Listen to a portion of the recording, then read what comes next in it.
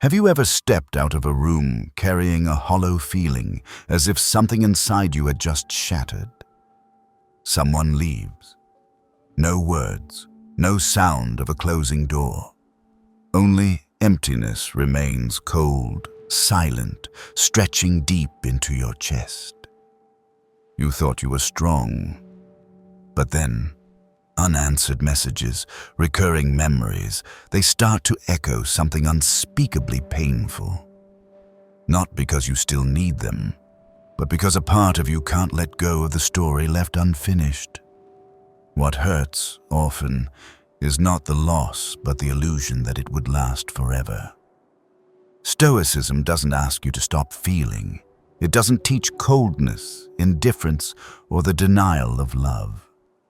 It simply shows you this: the moment your mind depends on what you cannot control, you've already handed your soul over to uncertainty. In this video, we'll embark on a quiet, profound journey, not to forget, but to remember rightly. Not to cut off emotion, but to reshape it. These 5 Stoic principles won't help you forget someone, but they will help you remember yourself. 1. Everything is temporary, even what once felt eternal. There are moments in life when time seems to stand still when someone walks into your life, and your first feeling isn't excitement or curiosity, but a strange sense of peace. As if your soul recognizes something ancient it once knew a return, more than a beginning. In that calm, you believe they'll never leave. That this is the final harbor. That everything from now on will be whole because they're here, and you're here together. In those feelings, you unconsciously place your trust in permanence. You don't need promises, because the days spent together have already become the quietest form of commitment, a language beyond words. You believe those who laughed with you in ease would never abandon you in hardship. You believe that if someone has seen you at your most fragile and stayed, they would never leave. But life doesn't operate on belief. It operates on impermanence. You don't realize it until one ordinary morning, when their texts become fewer, their voice more distant, and their eyes no longer rest on you. There's no big fight, no clear reason. Just one day, you feel your presence becoming irrelevant in their world. As if you're sitting in a room where the lights have gone out, and you're the only one who hasn't noticed. We don't fear losing people. We fear losing the version of ourselves we were when we were with them. A version that was once happy, once whole, once rooted in connection. And so, when someone walks away, what remains isn't just an external emptiness, it's an internal void that no one, not even ourselves, can fill. Marcus Aurelius once wrote, "The universe is change, life is interpretation." He didn't say life is certainty or stability. He pointed out that the only unchanging truth is change itself. What hurts isn't that someone left, but that we once thought they would stay forever. It's the quiet expectation, never taught, never forced, but built from our own illusions about love and eternity. Stoic philosophy doesn't ask you to resist the current of life. It teaches you how to swim in it. It doesn't promise to help you keep the one you love. It shows you how not to lose yourself when they leave. The Stoics called it premeditatio malorum, the premeditation of loss, not to make us numb, but to prepare us, so that when loss truly arrives, it doesn't break us. Because when you've imagined losing something, you cherish it more while it's still there, and you meet its absence with more calm when it's gone. Impermanence is not the enemy. It is the truth. And truth doesn't hurt. What hurts is refusing to accept it. But most of us were never taught to see truth. We were taught to hope, to wish, to hold on. So when someone no longer wants to stay, we don't know what to do except to cling. But no rope can hold a soul that's already chosen another path. No perseverance can save what no longer wants to be saved. There is a kind of pain that doesn't come from what someone did, but from the way we keep replaying the past in our minds. We keep rewinding the beautiful moments, the gentle words, the golden afternoons. Not because we miss them, but because we can't accept that it's over. We live inside an old film, even though the screen has long since moved on. Seneca once said, "People suffer not because they lose something, but because they believe it was theirs forever." The truth is, nothing is forever. No one belongs to you. No memory is permanent. No emotion stands still. If you understand this, you will no longer suffer from loss. You will simply witness change. Like watching a leaf fall in autumn, you don't try to catch it because you know it's meant to fall. We must learn how to let go without losing our reverence. Learn how to remember without hurting ourselves more. Learn how to say goodbye, even when no one says it to you, because you deserve clarity even when others don't offer it. And if the only thing you receive is silence, let that silence be the ending. Don't write new chapters for someone who stopped telling the story with you. You cannot hold on to anything in life by force. Everything arrives with reason, and when it leaves, that reason may no longer exist. You don't need to understand everything. You just need enough calm not to swim upstream. Because if someone truly belongs with you, they won't need to be held. And if they need to be held, perhaps they never truly belonged. In the end, what must be kept is not the other person, but the way you loved. If you loved with sincerity, with kindness, with good intent, then even if they leave, you still keep the best part of yourself. And if you've kept that, you've lost nothing at all. Peace doesn't come from things staying. It comes from not fearing their departure, and that no one can teach you but your own experience. No philosopher can walk you through your losses, but if there's one line to keep in your heart, remember what Marcus once wrote. Love everything as if you might lose it, because when you love with awareness, you never lose yourself. 2. Don't trust your emotions when they're boiling. There are nights when you sit quietly in a familiar room, staring at a phone screen that refuses to light up. The last message you sent has been read, but there's no reply. An hour passes, 2 hours, then comes the next morning. You start to feel unsteady. A wave rises from your chest. Anger, sadness, insecurity, fear, all mixing into an unnamed emotion you can't explain. And the worst part is, you believe it, that the silence carries a message, that you are being rejected, abandoned, punished for something you did. No one says it aloud, but you feel it as if it were undeniable truth. Yet there is another truth you need to hear. Emotions are not facts. Emotions are reactions, not evidence. They are something you experience, not something that objectively reflects reality. But when emotions surge, especially intense ones, we often become disoriented. Anger makes you write a message you'll regret. Hurt leads you to end something that never even began. The feeling of abandonment pushes you to explain, justify, or beg. And in that moment, reason is no longer the driver. It's a bound hostage in the back seat, watching your life race toward the edge. Stoic philosophy doesn't deny emotions. It simply refuses to let emotions rule. They see emotion like a storm. You can't stop the storm from coming, but you can choose not to build your house out of paper. Marcus Aurelius once wrote, "Keep your mind from being disturbed by what is beyond your control. If it comes from the outside, it's your reaction that causes the pain." That quote is not cold, It's a reminder that between stimulus and response, there is a space, and that space is your freedom. But that freedom only appears when you're clear-headed enough not to be swept away. And that isn't easy.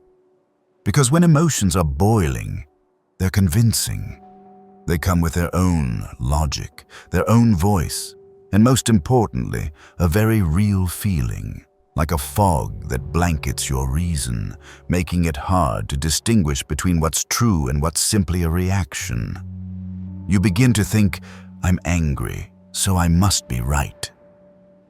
I feel betrayed, so someone must have betrayed me. But truth never lies in momentary feelings. It lives in how you see things once your heart has settled. The Stoics practiced delaying their responses. When emotions rose, they didn't act immediately. They stepped back, observed, took note. Like a doctor watching symptoms before diagnosing. Like a warrior standing still on the battlefield, drawing their sword only when necessary, not swinging blindly out of rage. They understood. A wise reaction is distilled from silence. You can learn this too. In the simplest way, don't reply to a message while your hands are still shaking. Don't make decisions while your mind is boiling. Don't believe the voice in your head at 2 a.m. That's not you. That's your insecurity impersonating you. Let time pass. Let emotion breathe. Let your mind return to solid ground before you act. Because every decision made in a moment of heat carries the fingerprint of pain, not clarity.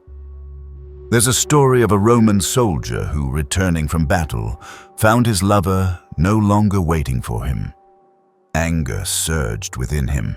He wanted to destroy everything, but instead of acting, he walked a single lap around the city. Just one lap. And when he returned, the anger was gone. Not because he was weak, but because he was strong enough to realize emotions are temporary, but consequences are lasting. In modern life, maybe you're not a sword-wielding warrior, but you still fight every day with yourself.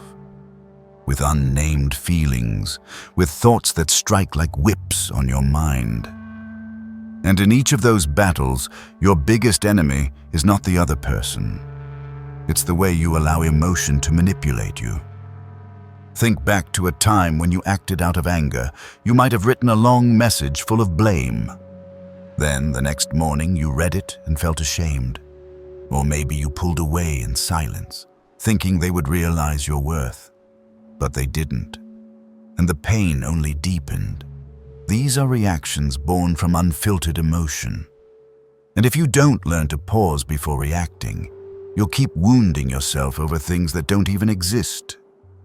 Epictetus said, "Never say, 'I have lost this, I have lost that.' Say instead, 'It has been returned to where it belonged.'"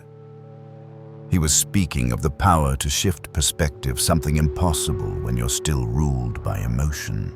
Because when feelings boil, all they see is loss, damage, betrayal. They can't see the lesson. They can't see the way forward. They can't see the freedom waiting. To see those things, you must rise above your emotions, not bury yourself in them. Someone once asked, "How do I know if I'm reacting or acting?" The answer is, if what you did brings you peace afterward, it was action. If it leaves you with regret, shame, or the need to explain, it was reaction. Action comes from strength. Reaction comes from fear. Action brings you closer to yourself. Reaction pulls you further away. You cannot live without emotion, but you can live without being ruled by it. You can give yourself permission to feel everything and still choose not to speak, not to text, not to destroy. You can be in pain without placing that pain on someone else. You can feel insecure without letting it write your next move. And that is true strength, not being numb, but knowing what not to trust when you feel too much. We are often taught how to express emotion, how to share it, how to release it, but few teach us how to sit with it without doing anything. without forcing it away, without blaming others. Just to name it, recognize it, and let it pass like a cloud. Without reacting, because you know everything settles eventually. Don't trust your emotions when they're boiling, because in that moment, you're not yourself. You're the version of you that's hurt, afraid, defensive. Wait. Let silence cool your heart. And when the storm passes, you'll see what was real and what was just the echo. You'll know, not every wave needs a reply, not every feeling deserves to become an action. Sometimes the strongest thing you can do is nothing at all. Even when no one says it to you, because you deserve clarity even when others don't offer it. And if the only thing you receive is silence, let that silence be the ending. Don't write new chapters for someone who stopped telling the story with you. You cannot hold on to anything in life by force. Everything arrives with reason, and when it leaves, that reason may no longer exist. You don't need to understand everything. You just need enough calm not to swim upstream. Because if someone truly belongs with you, they won't need to be held. And if they need to be held, perhaps they never truly belonged. 3. Don't try to hold on to someone who no longer wants to stay. There is a kind of exhaustion that doesn't come from work or life's burdens, but from trying to hold on to someone who is slowly slipping away. It feels like trying to hold water in your palm. The tighter you squeeze, the faster it escapes through your fingers. The more effort you make, the more you realize you're not just fighting change. You're fighting the will of someone who has already decided they no longer belong to you. Some relationships don't end because of betrayal, or arguments, or grave mistakes. They simply wear out. They run dry. 2 people stand at a crossroads, and one no longer chooses the path where you are. What hurts is not the person leaving, but the future you built with them in your mind. You're not mourning a person, you're mourning a story that never got to unfold. And as they drift away, you begin to ask yourself, how can I make them stay? That question may sound like love, but in truth, it comes from fear. Fear of being alone, fear of being forgotten, fear of not being enough. And in that fear, you start to change. You become more tolerant of what once bothered you. You forgive what once made you cry. You excuse the silence, the indifference, the coldness, thinking that if you try just a little harder, they'll see and come back. But there's a truth that Stoicism always reminds us of. You cannot control another person's actions, only your response to them. Seneca once wrote, "When we stop trying to control what lies beyond our reach, we begin to regain peace." You cannot make someone stay if their heart already wants to leave. Love cannot be sustained by one-sided effort. If someone remains only because you keep holding on, that's not love, that's a painful compromise. I once witnessed a woman love beautifully. She was patient, gentle, giving everything she could. She stepped back whenever he needed space. She texted less so she wouldn't bother him. She lowered her expectations, her demands, even herself, hoping he would stay. But one day, he left anyway. No argument, no explanation, simply because he no longer felt like continuing. She sat there, in the same familiar room, not understanding why she was left behind despite doing everything right. What she didn't realize was this. By doing everything, she had blurred herself, and he, instead of feeling loved, felt he no longer had to try. Because no one feels the need to stay in a place where everything is already laid out for them, even when their heart has grown cold. Stoicism does not urge you to abandon love, but it does urge you to abandon the illusion that love can be preserved by sacrificing yourself. You can change to become a better version of yourself, but if you're changing just to keep someone, You're distorting your own growth. You're not evolving. You're erasing yourself. Marcus Aurelius wrote, "Don't waste your energy waiting for someone to recognize your worth. Spend it becoming someone you respect." In a relationship, the only thing you are responsible for is maintaining your kindness and integrity. Those who stay because they see that and want to walk beside you. Those who leave, let them go. No resentment, no reclaiming, no pleading, because you don't need someone who stays out of your weakness. You need someone who chooses to walk with you at your strongest. You may think, if I just try a little more, they'll change. But you need to understand that change doesn't come from pressure, it comes from self-realization. If the other person doesn't see the problem in their behavior, doesn't feel that losing you would cost them something valuable, then your extra effort will only drag you deeper into a spiral with no exit. And you'll find yourself increasingly tired, depleted, and resentful, not because they're bad, but because you've gone too far from yourself to hold on to something that no longer exists. There are doors you must learn to close, even if on the other side stands someone you once loved the most. There are people you must learn to release, even if they once felt like home. Because if you keep holding on to someone who no longer wants to stay, you don't just lose them, you lose yourself. And losing yourself is a deeper betrayal than any departure. Think back to a time in your life when you tried to hold on to someone. Back then, you thought it was love, but now, from outside that fog, you can see that what you held on to was no longer a real person, but a memory, a hope, an outdated version of them. And when you hold on to something that no longer exists, you bind yourself to an illusion. No one can live inside an illusion for long without losing something real. Letting go doesn't mean you've stopped loving. It simply means you've chosen to love yourself first. It is the declaration, I deserve someone who stays not because I clung to them, but because they chose to stay with clarity, with fullness, and of their own will. Stoicism doesn't teach you to ignore loss. It teaches you to face it calmly, courageously, without bitterness. It teaches you that some people enter your life only to teach you how to let go.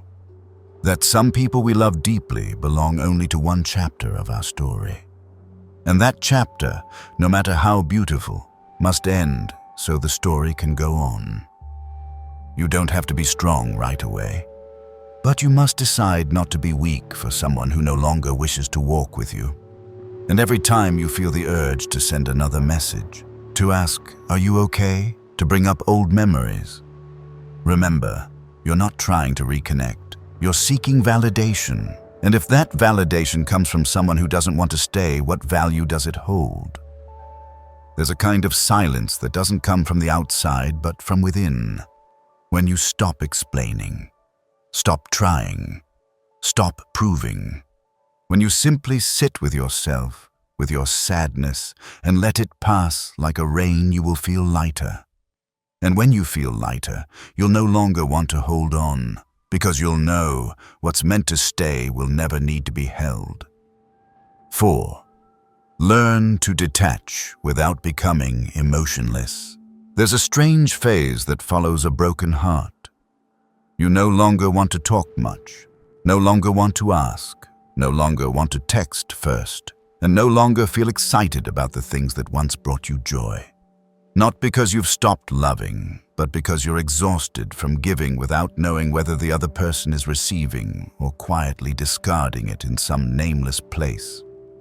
You don't know how to stop, but you no longer have the strength to continue as before. So you withdraw, quietly, bit by bit. Without declaration, without blame, just slowly fading from a relationship that still appears intact but is broken within. Many mistake this for emotional numbness, that when someone no longer reacts, no longer asks, no longer shows pain, it means they've become indifferent. But the Stoics understand. Silence is not apathy. It is the highest form of control. It is how one protects the last soft part of themselves, not by fighting back, but by building a wall between them and the world. A boundary, a detachment. To step outside a battle they know they would lose, not for lack of weapons, but because the battlefield no longer deserves their blood. But detachment, if misunderstood, can morph into something else entirely. Emotional paralysis. You stop feeling. Life plays like a silent film. Images still move, but sound is gone. No more joy, no more sadness, no more disappointment, just an existence on autopilot. Outsiders may think you've grown stronger, but deep down, you know, you're shutting down. Layer by layer, like a wound not fully healed, but buried beneath a smile. The issue isn't that you've detached. The issue is that you've stopped allowing yourself to feel. And that's not Stoicism, that's self-defense. The Stoics don't teach you to shut the door on emotions. They teach you to open it, invite them in, look them in the eye, name them, and then walk through them with the quiet clarity of reason. Detachment isn't about shutting down. It's about stepping back to see the whole picture.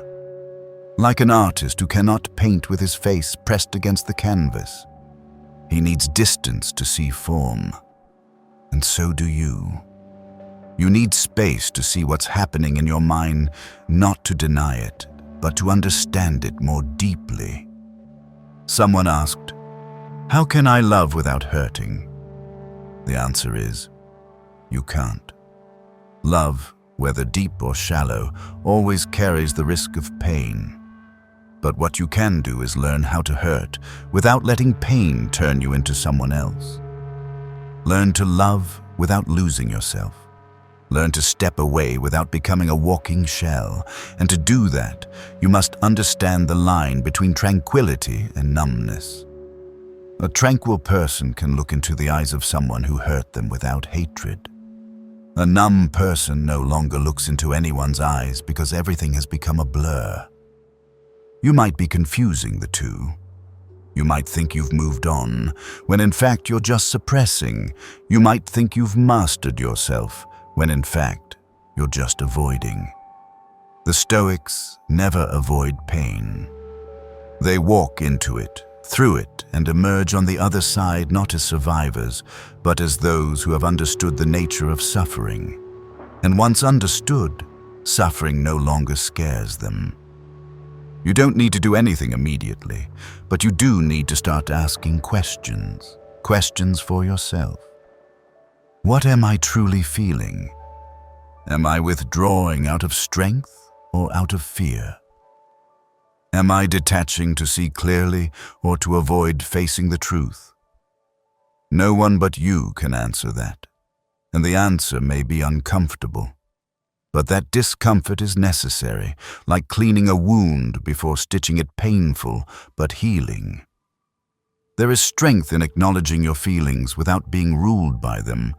When you can say, "I feel sad, I feel abandoned, but I will not act from that place." You are living the essence of a Stoic. You don't need to pretend you're fine, but you also don't need to let your sorrow dictate your actions. Let the sadness be like a passing cloud, it moves on, but the sky remains.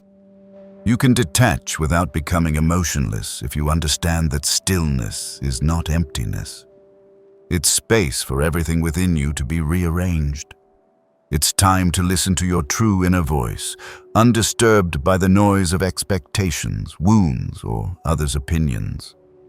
And when you return from that stillness, you'll know how to continue without losing yourself, how to love without needing to hold on, how to be present without needing to possess. There's an image I always recall when I think of the Stoics: a mountain, not loud, not boastful, not shaken, but steady, quiet, and full of weight. You can be like that too. Someone clear-headed enough not to be dragged into someone else's emotional game. Someone deep enough not to react immediately, and wise enough to know when to walk away, not because love is gone, but because the love no longer deserves to remain. Detaching is not abandonment. It is a return to yourself, to a mind once swept up to clarity once buried beneath expectation, to value once distorted by the fear of being left behind. And when you've returned deep enough, you'll no longer need others to fill you, because you are already full. 5. You are always whole. That person was just a chapter in the journey. There's something strange about the pain of separation. It makes you feel as if you've just lost a part of yourself. Not just the loss of a person, but the loss of something that once made you feel more important, more alive, more complete. You look at the space they left behind and mistake it for a void within you. But the truth is, no one takes any part of you when they leave. They only take with them the illusion you once projected onto them.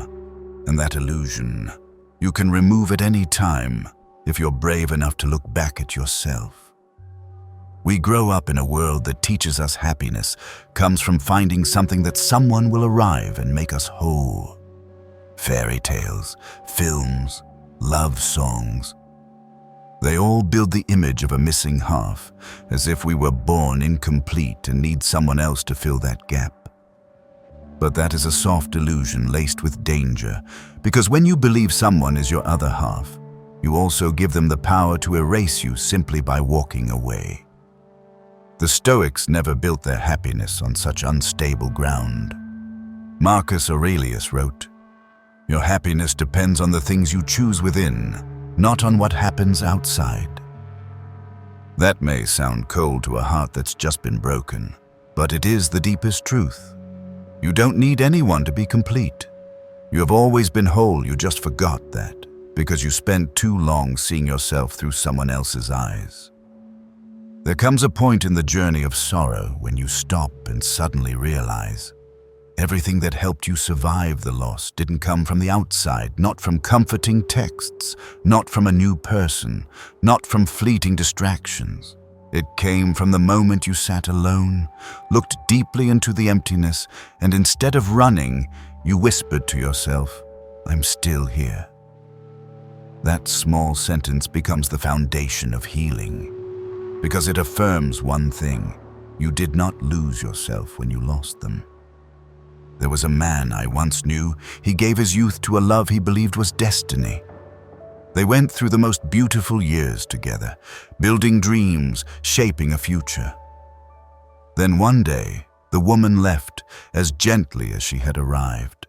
No betrayal, no bitterness, just one morning, she no longer wanted to walk with him.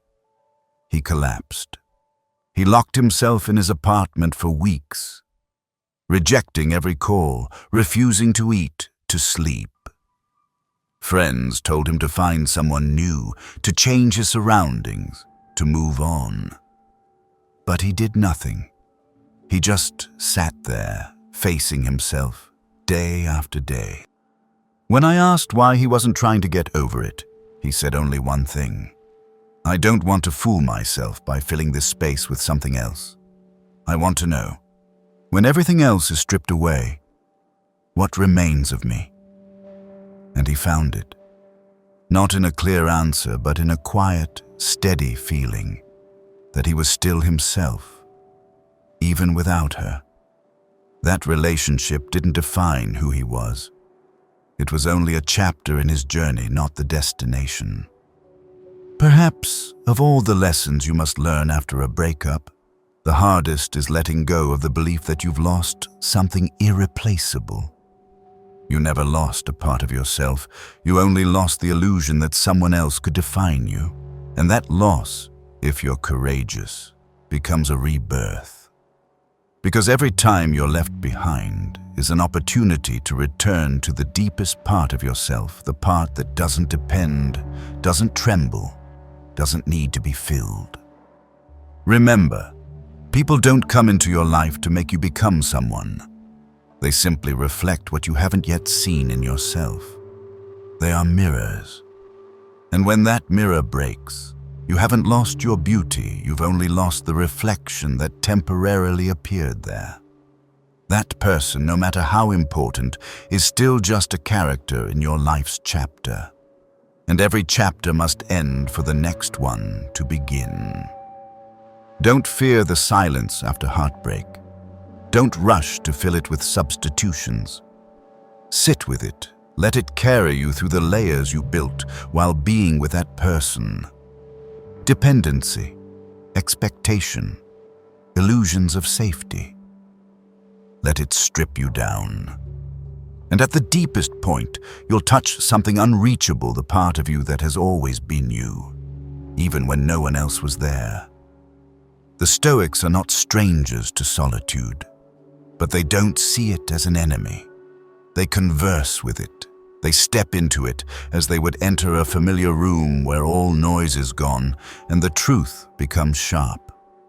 And in that truth, they see one constant. The essence of a person is not found in their connection to others, but in their capacity to exist wholly with themselves. You can miss the one who left. You can cry. You can hurt to the point of breathlessness. But after all that, ask yourself, what remains in this pain? If the answer is a heart still beating, a will unbroken, a spirit quietly reviving, then you haven't lost anything. You are simply shedding. You may lose someone who once felt like your whole world, but you haven't lost the world, you've only lost a person.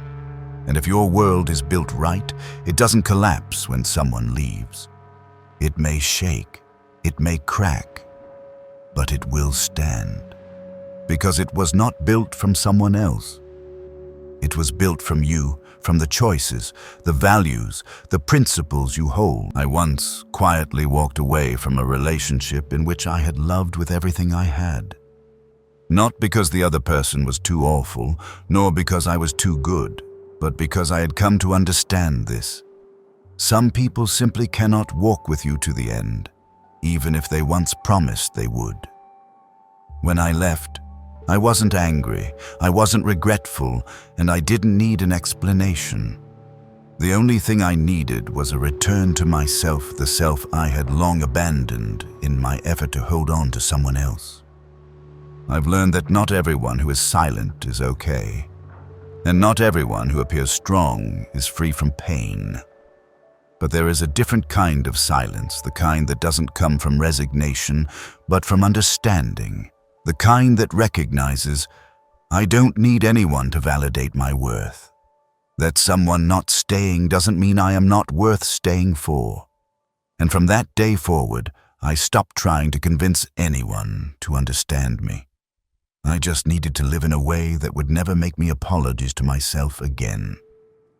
If you found something valuable in this journey, please like, subscribe, and turn on notifications so you won't miss future content. Be someone who knows when to stay silent but never submits inwardly. See you in the next video. But the sky remains. You can detach without becoming emotionless if you understand that stillness is not emptiness. It's space for everything within you to be rearranged. It's time to live.